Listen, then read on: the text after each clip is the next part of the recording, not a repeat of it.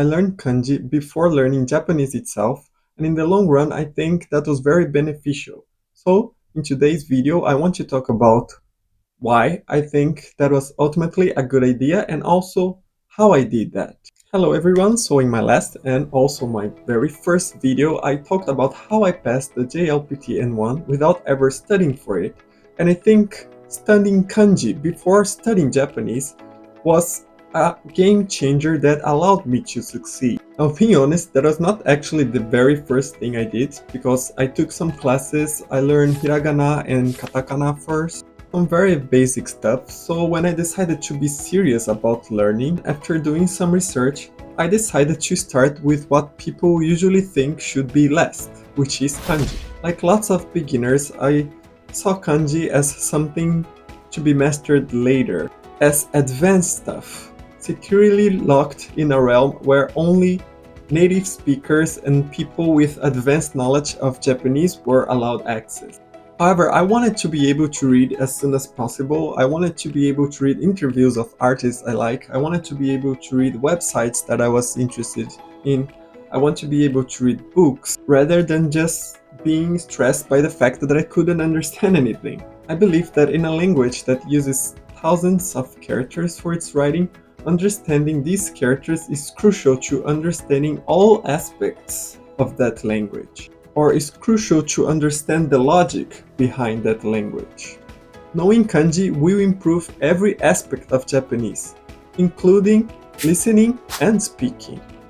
After doing some research, I came upon the, unfortunately now apparently dead, All Japanese All the Time website, where I learned about the also very famous Remembering the Kanji book. In case someone watching hasn't heard about it, the premise of the book is that the most natural way to learn kanji, at least for someone who is not native, is to group kanji that use the same elements, or radicals as they are called in the book, together and learn them together, rather than learning them from the order of easiest or most common to the order of less common or more difficult. Then, using these radicals, you make mnemonics for each character, with a story to remember the kanji itself and also its English keyword. And then you use a spaced repetition software like Anki to eventually remember all the kanji of the book. Well, I might do a video explaining how I particularly studied the book back in 2009, more than 10 years ago.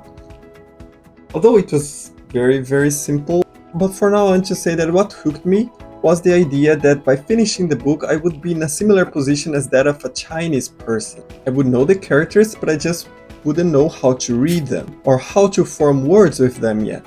I know it's not the same, a Chinese person has a much more in-depth knowledge of each character. Lots of words are similar, but still knowing 2000 or so characters puts you in a position where you're ready to tackle all other aspects of Japanese. The most common criticism towards the book is that you are left with the knowledge of how to write 2000 or so characters, but you are not able to read them.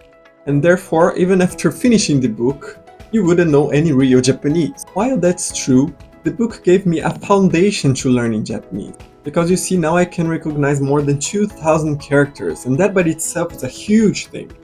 I mean, I can honestly say that when I finished the book, my life had changed. Now every time that I looked at a Japanese text, I would be able to recognize most of the characters that were on it. Even if I still didn't know how to read them, they didn't look so intimidating anymore. I mean, it felt like, if I did this, then I can do anything. Like the hardest part is done. That's not really true, but you know, your mentality towards it is very important. Yeah, I know, it might feel like you are taking a detour, associating each kanji with an English keyword that has no practical use, but there is a Japanese saying that goes, "Isoga ba maware." It basically means if you're in a hurry, take the long road. It means that this path of learning takes time, it feels like you are taking a detour, but once you finish, you actually start to walk or progress faster. And therefore, those who take this path realize that it was not actually a detour, but a shortcut.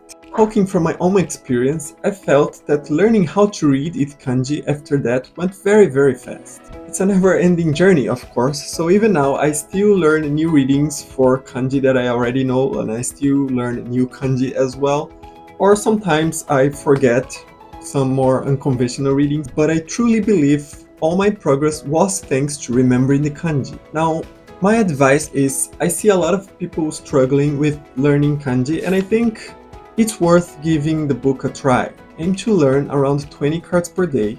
This way you finish the book in around 100 days or so, and you probably not be overwhelmed by the amount of reviews that Anki will give you every day. I mean, even doing 20 cards per day might lead to a lot of reviews by Anki the more you do it, but I mean, at this stage, and only at this stage, that's okay, because remembering the kanji is the focus right now. So while you are learning the book, maybe every day it will take you 30 minutes for you to review the cards, but that's okay. That being said, I think it's totally okay to study Japanese on the side. For example, if you still don't know katakana and hiragana, it's a nice idea to learn them. You can also learn other aspects of Japanese as well, but just make remembering the kanji a priority. Now another thing, just to finish the video, try to have fun with it. For me it was super fun because it felt like I was really using my imagination, coming up with stories for the characters, and it was kind of an ability forgotten by me at the time. I also had this wallpaper in my computer with all the characters in order, and seeing me progress, like being able to recognize a batch of characters and knowing I'd be going through the others in a couple of days was really motivating. And as the Japanese proverb says, "Isogaba maare." If you're in a hurry, take the long road. That's it for this video. In the next one, I'll be talking about how I learned Japanese randomly, or how learning Japanese in a random way helped me learn Japanese faster and better. If learning Japanese better and faster is something you may be interested at, see you in the next video. Bye bye.